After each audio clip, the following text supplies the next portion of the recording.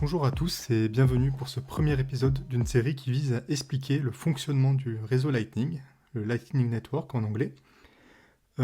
Si vous n'êtes pas très familier forcément avec déjà en quoi consiste le réseau Lightning, je vous invite à aller voir peut-être des articles ou des vidéos, donc il y en a pas mal sur le net, je vais en mettre quelques-unes en description, ça ne sera pas du tout exhaustif. Mais voilà, ça vous permettra d'avoir une idée déjà de ne serait-ce que ce à quoi c'est censé servir, puisque je ne le couvrirai pas forcément ici. Là, le but, c'est vraiment de voir comment ça fonctionne. Bien, donc le réseau Lightning, c'est un réseau de canaux de paiement. Et donc avant de voir l'aspect réseau, c'est important quand même de déjà comprendre ce qu'on appelle un canal sur Lightning, en quoi ça consiste, comment ça fonctionne. Et donc c'est ce qu'on va faire dans les premiers épisodes, et notamment dans celui-ci. Donc voilà, sans plus d'introduction, allons-y. Donc on voit ici un canal de paiement entre deux protagonistes qui interagissent sur le réseau Lightning, donc Alice et Bob. Donc chacun a son nœud qui est représenté par le cercle. Et donc le canal entre les deux est représenté par ce segment. Donc ce canal, il y a des fonds dessus. Et donc dans notre cas d'exemple, il y a 100 000 Satoshi dans le canal du côté d'Alice et 30 000 du côté de Bob, pour un total de 130 000 Satoshi. Alors peut-être une parenthèse avant d'aller plus loin sur le Satoshi, parce que tout le monde n'est pas forcément à l'aise avec ça, mais donc le Satoshi, c'est comme Bitcoin, c'est juste une unité différente. Au même titre qu'un centime, c'est un euro en fait, mais une unité différente. Et donc un centime, c'est un centième d'euro, et donc ici, un Satoshi, c'est un 100 millionième de Bitcoin, donc c'est-à-dire 0,00000001 Bitcoin, ou autrement dit, un Bitcoin, c'est 100 millions de Satoshi. Donc c'est vraiment juste une unité pour compter, voilà. Et donc de plus en plus utile à mesure que Bitcoin gagne en valeur par rapport aux produits de consommation courants. À une époque, on achetait une pizza avec 10 000 Bitcoins. Aujourd'hui, il est plus facile de compter en Satoshi. Bref, donc ici, ce qu'on voit, c'est que donc on a un canal avec des fonds dessus. Et donc la notion qui est importante à bien comprendre ici, c'est la notion de côté sur le canal. Il y a le côté de Alice et le côté de Bob. Et ça a une signification. Donc ici, comme j'ai déjà dit, il y a 100 000 Satoshi dans le canal du côté d'Alice et 30 000 Satoshi dans le canal du côté de Bob. Et donc le total, la somme des deux, c'est ce qu'on appelle la capacité du canal. C'est quelque chose qui est fixe, qui est décidé à l'ouverture du canal, mais ça on le verra dans un prochain épisode. Bien. Maintenant, nous allons voir une transaction sur ce canal. Donc mettons qu'Alice, par exemple, souhaite envoyer 40 000 Satoshi à Bob sur ce canal.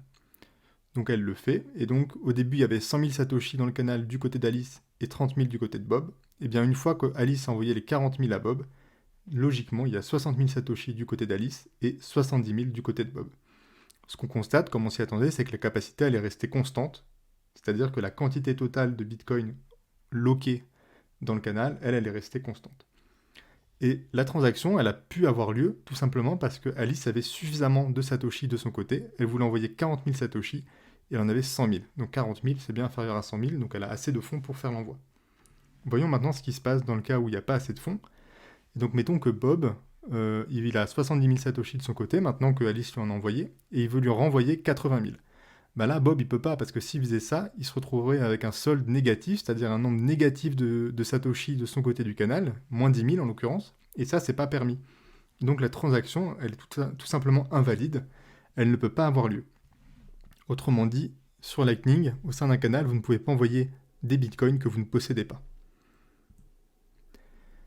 Alors une autre représentation qui peut être utile pour représenter l'allocation des fonds dans un canal, c'est-à-dire où est-ce qu'ils se situent, eh bien c'est la représentation en curseur. Donc on revient à notre exemple à l'état initial où Alice avait 100 000 Satoshi et Bob 30 000.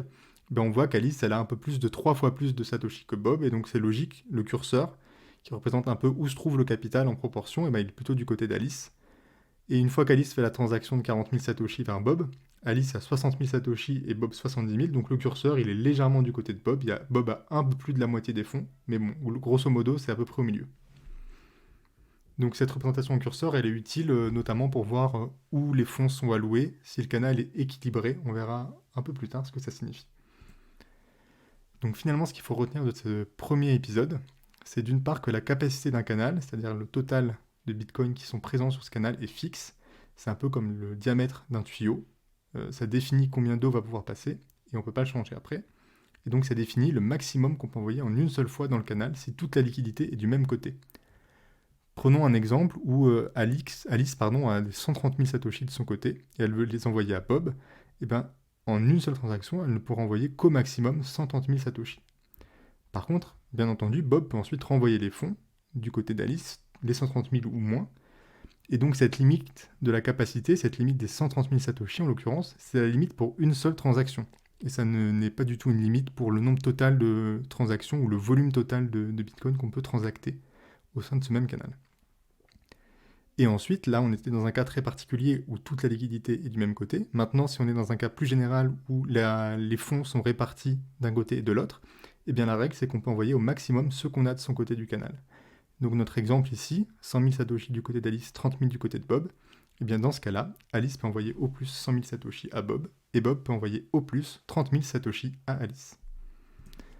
Et voilà, c'est la fin de ce premier épisode, vraiment introductif sur le Lightning Network, où nous avons vu, grosso modo, quelles sont les règles et comment fonctionne un canal de paiement.